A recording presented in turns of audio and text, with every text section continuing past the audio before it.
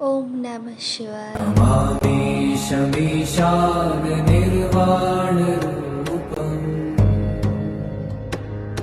विभुं व्यापकं ब्रह्मवेदस्वरूपम्।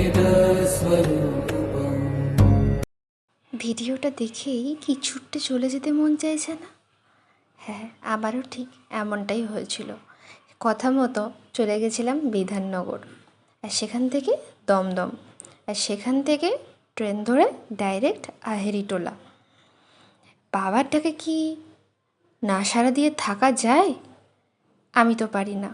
চলো তোমাদেরও জায়গাটা দেখিয়ে আর চিনিয়ে নিয়ে আসি। আমরা পথে পেয়েছিলাম কালভৈরব মন্দির। এটা ঠিক ভূতনাথ মন্দিরের ঠিক অপর দিকে।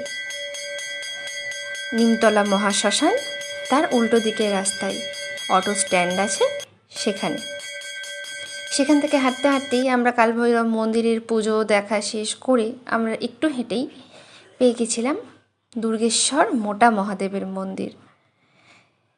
একটা অদ্ভুত শান্তি, জানো। তোমরা যদি এই শান্তিটা ফিল করতে চাও আর দেরি না করে শীঘ্রই চলে যাও। जय महेश त्रिलोचनाय विश्वनाथ विशंभरा।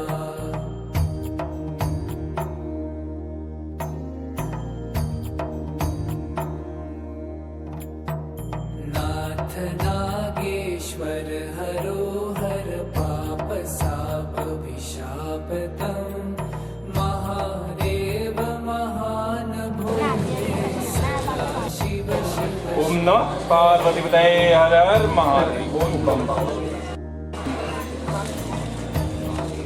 ले बाबू।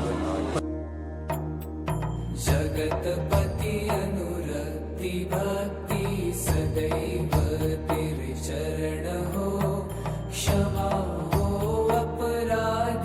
এখান থেকে আমরা চলে গেছিলাম ভূতনাথ মন্দির, যেখানে হাজারবার গেলেও মনে একটা অদ্ভুত প্রশান্তি লাভ করতে পারি।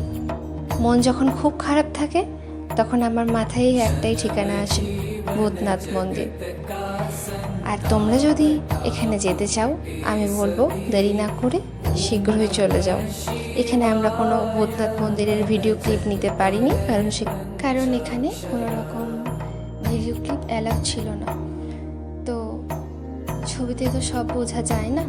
এটুকু বলবো যে মনের থেকে যদি একটা শান্তি অনুভব করতে চাও, এখানে শুধু একবার ঘুরে এসো। মন্দিরটা 360 বছরের পুরনো, সত্যি একটা হিডেন জেম কলকাতার বুকে। তো তোমাদেরও বলবো যে এখানে একবার যাও, একটা সুন্দর মুহূর্ত জীবনের সঙ্গে যুক্ত হয়ে যাবে। হর হর মহাদেব।